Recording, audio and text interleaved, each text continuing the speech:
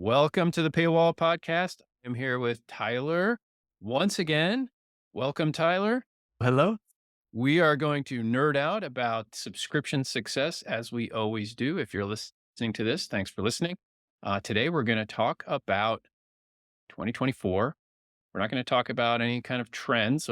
Yes, I lied. We're going to talk about trends, but what we're going to really talk about is what you should be doing in 2024. What are the key areas to focus on with all the changes happening with AI and social media and everyone scratching their head and thinking, what do I do next? How about that? Should we talk about that? Well, let's do it. I think that would be a great one to look at.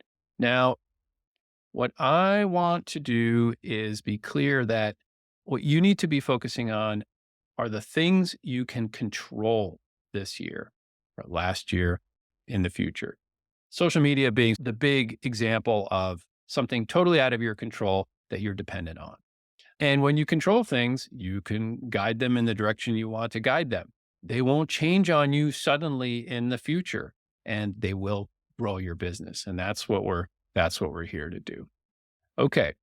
So the word of the day is control. I mentioned social media. I just want to reiterate that yes, you might be generating traffic from social media, and that's fine, and you can keep doing it, but don't expect it to last. Facebook came out and they basically said, "Hey, we're going to turn off. We're not going to promote news feeds." Okay, publishers are screaming, "What do I do now? I'm going to go to TikTok." Okay, I'm going to go into Instagram. Okay, that's fine. And these are all fine. And these are supplementary to what you're doing, but they shouldn't be the core engine that drives your revenue. So what do you do instead? Okay. So we're gonna jump a little bit. I know I said I wasn't going to talk about trends, but I'm gonna talk a little bit about trends because Reuters, which is the article we're looking at, published a really neat piece with a lot of information in it. And I'm just going to pick out the things that I read and thought, hey, this is what we're seeing. Not so much. Just a few things I want to note. One, they're noted that news publishers specifically, are generally pessimistic about the future.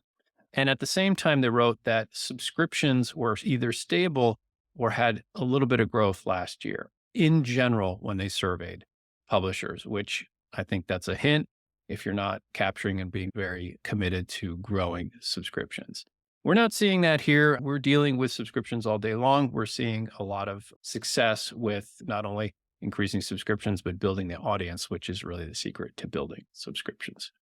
Social media dropping traffic. That's another big one. Just talked about that. Another kind of a sad trend, which it continues, is stopping print. And Tyler, I know that you deal with this with your local publisher crowd sometimes, right? For Especially with sure. small print runs, right? Yep. Yep. And it's not the end of the world transitioning from a print product to digital. I've got several publishers that have done it and they've done it successfully. I've got several publishers who have never been print publishers and have been digital first. There is certainly room for a digital only product without the hassle of print and mailing and printing and all of that. So successfully stopping print and making a transition to digital actually sounds like a podcast, but Yeah. is there any kind of a takeaway that you can share with the listeners about any particular nugget that might help that print publisher switch over to Yeah. digital only? Yeah. Keep doing them in tandem, but push the digital only subscription plans as the primary option on your website. And then over time, you will start to see that offering a print plan doesn't make a lot of sense, even if you give it digital and print. It just doesn't make a lot of sense from a financial perspective. So at some point, you'll start to notice that the vast majority, if you're only offering that digital offering, you're putting that forward, most people will start to pick that only, and then you'll be able to make that transition fairly simple. It's almost like an old guard, new guard. Yeah, you don't have to do them. You don't have to do them at the exact same. You don't have to end your print Right. tomorrow. It's something that most publishers do over time. So you're saying really lean in and throw a focus on the digital side, and then it will organically take care of itself Yeah. until you decide.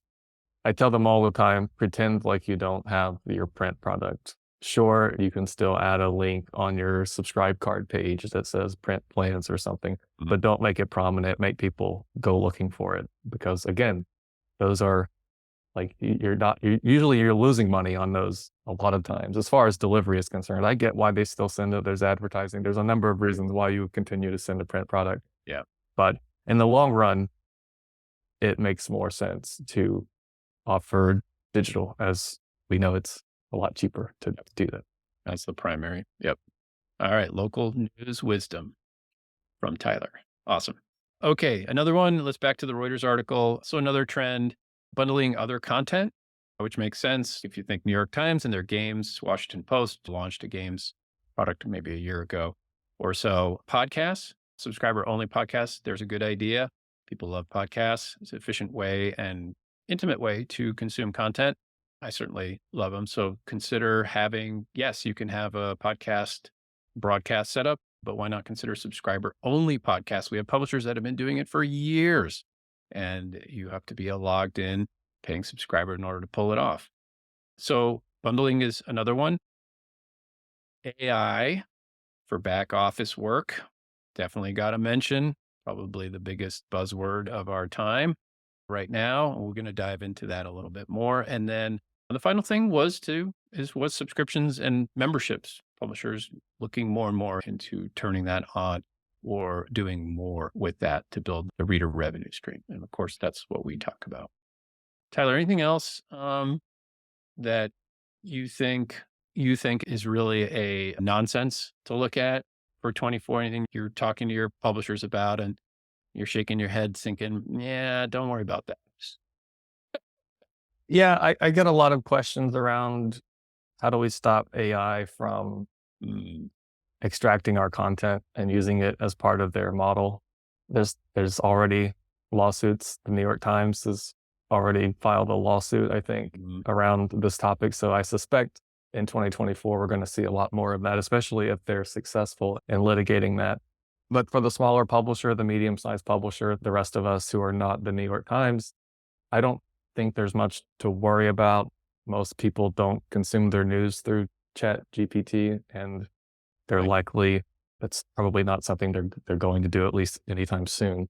And if you've got a gated paywall and you've got something that you always want to be behind the paywall, then just make it always require a plan, a free plan at least, or a paid plan. I wouldn't get too caught up in all of that and keep your focus on growing the newsletter and growing out your list because that's, as we've seen with Facebook and as we've seen with other social platforms, you can't rely on their traffic, but what you can rely on is the 25,000 subscribers in your free newsletter that you can market to whenever you like on your time frame without the algorithms, and you've got an audience that you have ownership over as far as the platform is concerned. So that would be my focus. It's not much new, like it's not a new thing that we haven't talked about before, but it's becoming more and more important because every single publisher just about that I work with, Facebook is basically last place on their referring traffic. Most of the publishers that I work with, it's direct traffic, which is from Google and from their newsletter. Facebook, Twitter, X, any of that stuff, it's a distant referring Yeah. referral of traffic. All right. A lot of things to unpack in that. Let me wind back to just the AI that started this whole kickoff. I did hear from a publisher who's dealing with a website that was essentially cloning his own website with content. And how do I deal with that? Yeah, you go after him and try to shut him down and all that good stuff. I think for the most part, you're correct. AI is really, one crowd is super excited about it. Another crowd is super scared about it. End of the world stuff. And the reality is it's a tool that you should absolutely be exploring and learning about and using today. We'll jump into that for a second.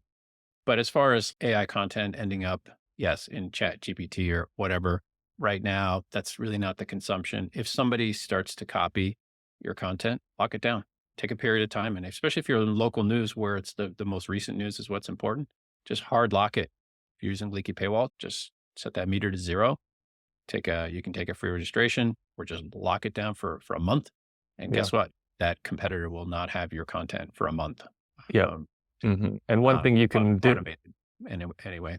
one thing you can do is use the IP blocker. I think that would probably stop most of it. Mhm. We haven't talked much about that, but basically it would prevent the IP from continuing to re-scrape the data on your site. That's a whole nother Yep. technical conversation, but there are ways to continue to have a metered approach, but also Yep. limit the access that bots and Chat GPT and others have to your site.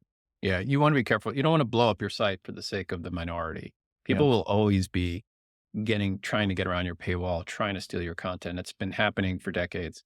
And you don't really care because it's the 90+% of your readers who will pay you to support you, who like what you're doing, who aren't interested in wasting any of their time trying to get around anything. They just want a convenient way to consume your content. All right. Let's jump back into that. All right. So I have 5 things here that I want to go through in terms of 2024. What are the priorities? What would I focus on? You mentioned some of this in your In my lecture. monologue. You are a professor, so maybe I should just start calling you professor. Oh, please don't. Professor Channel. Yeah. Yeah. That's a good ring. It's the worst. Yeah. Buddy. A different life. Yeah. Okay. And these are all very much within your control. And that's really the key, is doing things you control. Tyler, you had mentioned the newsletter. I just want to reiterate that. The newsletter is probably, if you don't do anything but one thing this year, and that's focus on your newsletter and make it awesome. It is the tool that will grow your email list. It is the tool that will promote your paid subscriptions. It is the tool that will treat your paid subscribers the way they want to be treated. It's lead acquisition and it's churn reduction all wrapped up into one. It is a direct marketing tool. I come from the old school of marketing pre-internet and direct marketing, like postcards. We eventually figured out that you could send envelopes and packages and stuff, but postcards was the killer app because it's direct mail. It's simple. It's clean. It shows up in your mailbox. Email is still that way. And so set up a free registration, as Tyler mentioned. Give away one article, require registration to read the second article, and then get that person on your mailing list. You're in total control over your email list. You want to grow that email list. You grow your email list, you grow paid subscriptions. We look at the data, the charts, and the more free registrations come in, the more paid subscriptions get converted. It's a percentage game. 5 to 10% roughly of your free registered readers will convert to paid subscribers. It will happen. So really focus on that. Quick story. So this morning my wife, Colleen, was talking about how she tries to get into the Wall Street Journal sometimes to read an article and they shut her down. And she's really getting like frustrated at all this. Like it is, oh, I can't, I just want to read one article. I'm not going to be a subscriber. At least she doesn't think she's going to be a subscriber, although maybe she'll consider it. But she's like, I just want to read that one article. And they just bounced me away. And I just get so mad. And I said to her, what if they let you read one article? That's all I need. But sometimes you need a second article.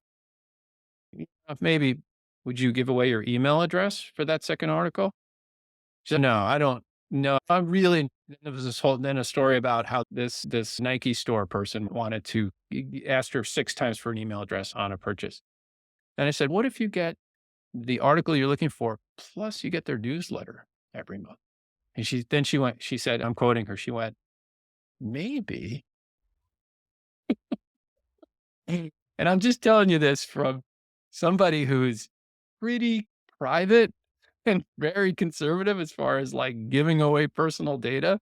And this is the psychology of the free registration in a nutshell, right?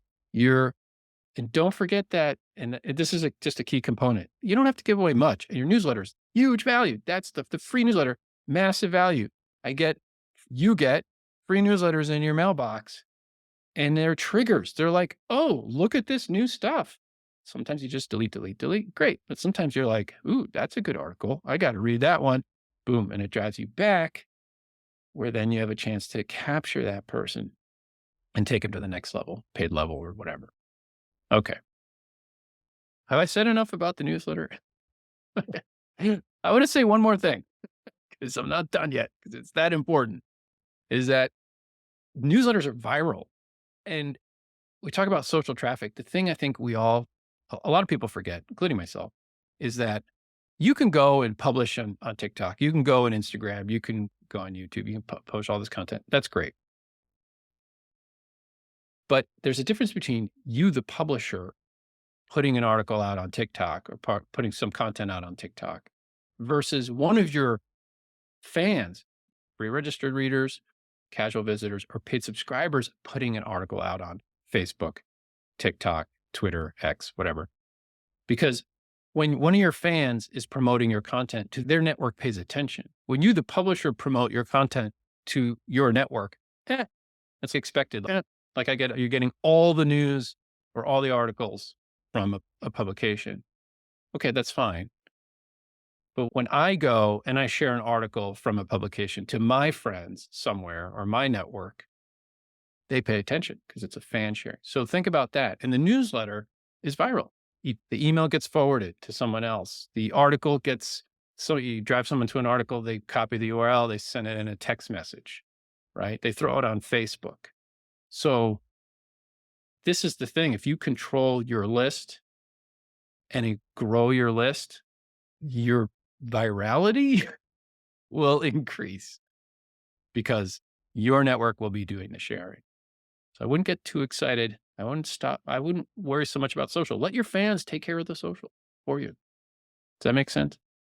It sure does. Cool. All right. There's the newsletter. Let's talk newsletter. So redesign, because every time you look at your design, if you haven't looked at your design in a month or in a year, you probably should look at it and make sure that you have the free newsletter, you have a paid newsletter. Free registration means you have a free list. Paid newsletter means you have a paid list. Treat those readers differently. The free newsletter is all about having language to upgrade to a paid subscription. So every day, every week, whatever your cadence is, upgrade. Maybe you have other products to sell. That's great. Upgrade and get a sponsor. Or don't forget the sponsor, right? Paid subscriber newsletter, no upgrade message. Maybe you have a special sponsorship just for paid subscribers. Maybe it's a promotion that someone gets to put into your paid newsletter just for paid subscribers that they'll pay extra for. Now, what's a paid newsletter, Tyler? Oh Because boy. that's the question. It's, oh, wait, I have a newsletter, but a paid newsletter? That sounds like work. Is it Yeah. extra work? Not really. No, I've got several publishers that have two separate lists. Basically, you've got the free people who sign up through the free registration, and then at any point in the process, they upgrade or someone comes on and just goes direct to paid. Those folks are put on the paid list. And so basically, when you send out your newsletter, you can send to all the free users at any point, and at the same time, you can send out to your paid list. And basically, you're just changing the language a little bit around those two lists because clearly you want the free list to upgrade. That's the whole point, is to give Colleen the extra article, get her hooked on the newsletter, because now instead of just wanting one article, she really wants 15 articles. And so to get her to upgrade it requires language in the newsletter that entices her to pay. And that's exactly what you do. It's not that complicated from a technical perspective. It doesn't take that much more time to do, and it's super effective. And what about the subscriber only newsletter? What are some examples of that? Like, how do I pull that off without creating a ton of work for myself? Do I have to write extra content to have a subscriber only newsletter? Yeah, not typically. So I've got some publishers that they've got let's say their top 5 stories of the day that go out in their free list. But maybe there's 2 or 3 stories that didn't quite make the cut and didn't go in that free newsletter, but are still important, but they put that in the paid list. And these folks get a little bit more commentary around these extra articles. It could also be news that's coming up tomorrow that's not yet public. Just any little extra Mm, thing that you can offer the paid list. It doesn't have to be extraordinary. It just needs to be a little bump above what you would get on the free list. yeah, I like that. I like having that like afternoon newsletter that instead of getting the newsletter sent the next morning, the paid subscribers get the newsletter in the afternoon. So you get it in front of everybody. Yeah. Like that's a good one. Yeah. I like that a lot. Mhm. Could also do, depending on how much volume you have, you could do full text newsletters. Like if you're, if you're putting out maybe 1 or 2 articles a day, you could send full text to your subscriber list and you can completely automate that. And that would be easy to do. And that's a big benefit when you don't have to log in. You can just read something right in your email as a paid subscriber. Yeah. So cool. All right. So that was a lot about newsletters, paid newsletters. So the second so let's call that the first thing. The second thing is it's another distribution channel that's becoming popular, and that's SMS or WhatsApp. Around outside the United States, it's WhatsApp. Inside the United States, it's SMS. So there are larger publishers that are working on this or doing this successfully right now that are essentially sending instant text messages or WhatsApp messages to their readership in exchange for payment, right? So it's a premium part of their subscription. We have some relationships going in that end. If you're listening to this and you're interested in exploring SMS or WhatsApp, please get in touch. But it's another thing, another channel like the email newsletter, but obviously it's like an app notification, but it's totally under your control. This is something that you can build. Yes, you'd have to ask for credential, phone number, or WhatsApp information on, let's say, a registration. But once you get it, you got it. And it's part of teasing content and premium content as well. If you're a sports publisher, you're probably sending out 14 messages a day. That's how crazy sports fans are. Yep. If you're a news publisher, it might be a little less, Mhm. but geez, I get the New York Times on their app. They got me for, I'm sure I get at least 5, 6, 7 articles pushed at me every day. Mm. But yeah, channel you can control. Speaking of apps, number 3, there's another channel you can control.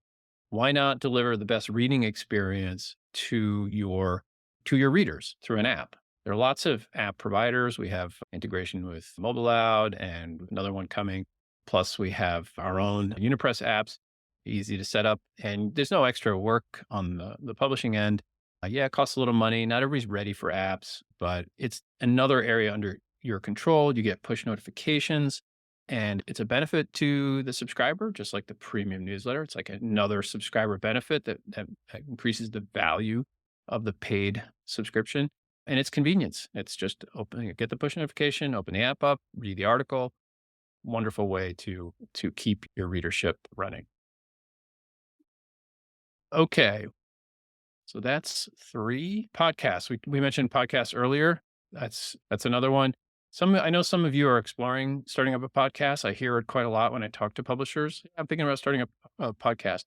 I think there are a lot of publishers in that mode. Some are doing it. And what I would do is consider, yes, the podcast is great, but you want to make it part of your value add. So I would either edit the podcast. You could maybe tease out the first part of it. And then for full access, you have to be a paid subscriber and listen to it. You can do an integration with the Apple Store now to be able to connect to that. And basically paid subscribers get access to paid podcasts.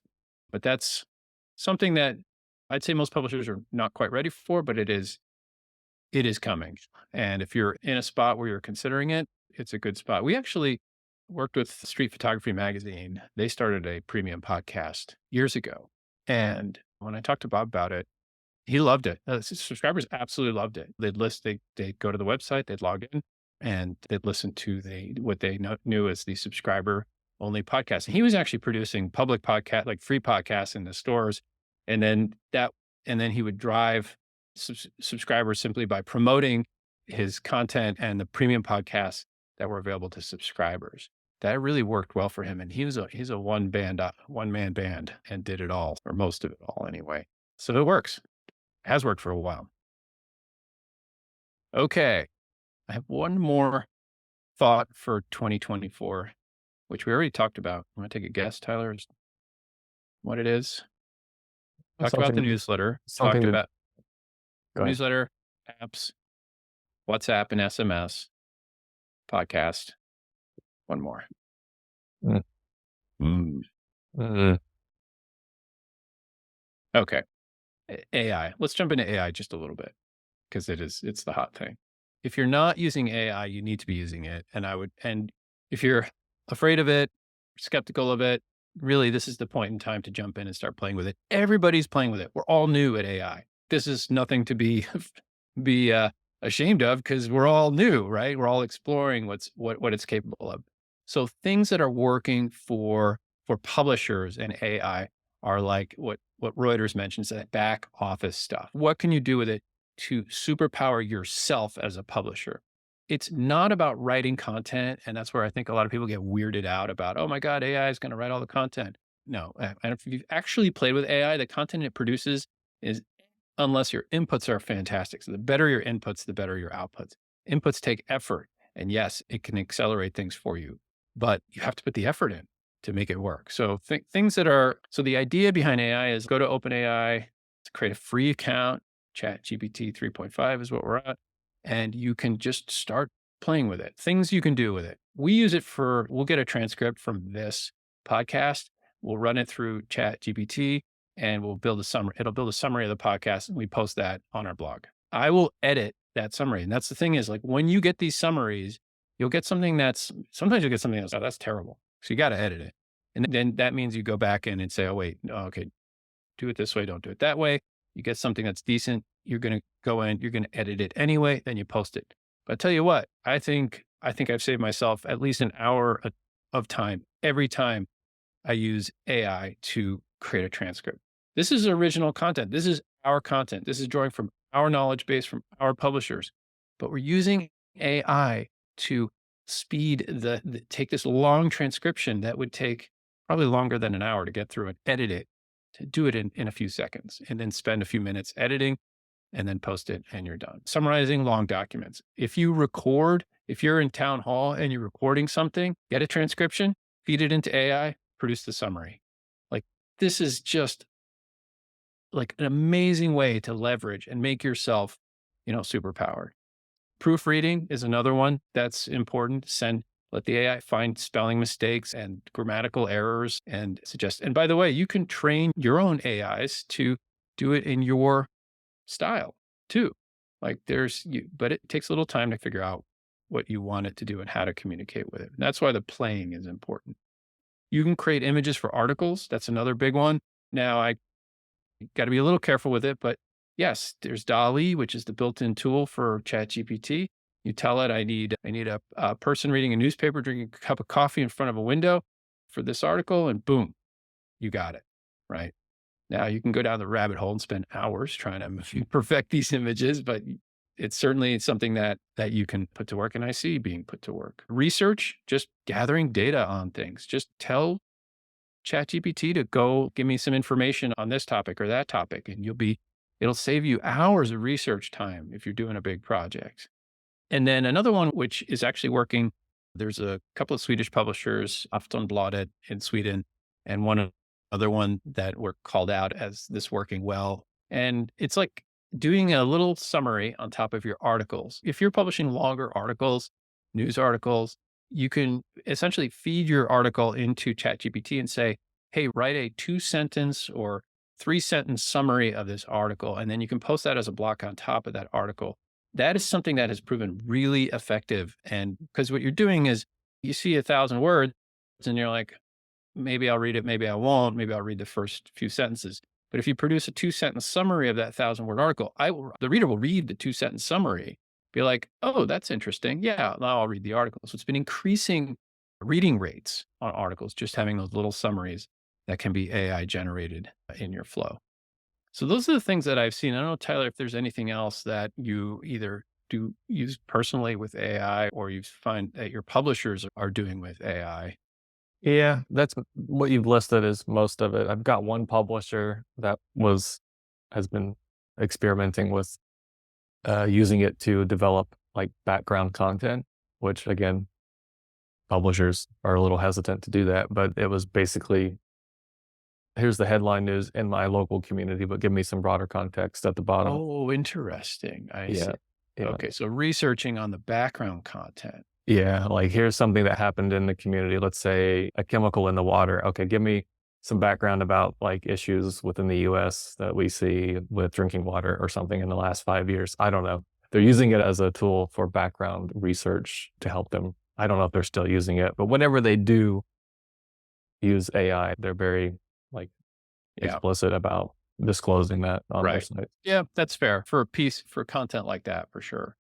If they're going in and editing it, if you're going in, if AI draft up something and you're going in and actually editing it as a human in order to make it better, which you should generally be doing, then that's not as important. But yeah, if you're pulling research and it's AI generated, now you're basically citing Yeah. your source. Yeah. And I think they were, yeah. And I Yeah. believe they were manipulating what they got. Clearly, usually you can't use what it spits out verbatim. It's No. not quite that good.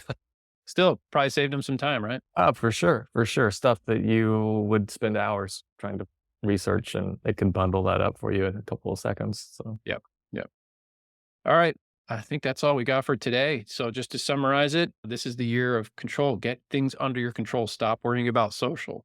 Make your free newsletter and paid subscriber newsletter awesome. Think about apps if you're ready for that. Think about SMS and WhatsApp, collecting that information and blasting out notifications. Consider paid podcast and start playing with AI if you haven't already. It will just make your world smarter and faster and supercharge you as a publisher. Thanks for listening. That's the pod.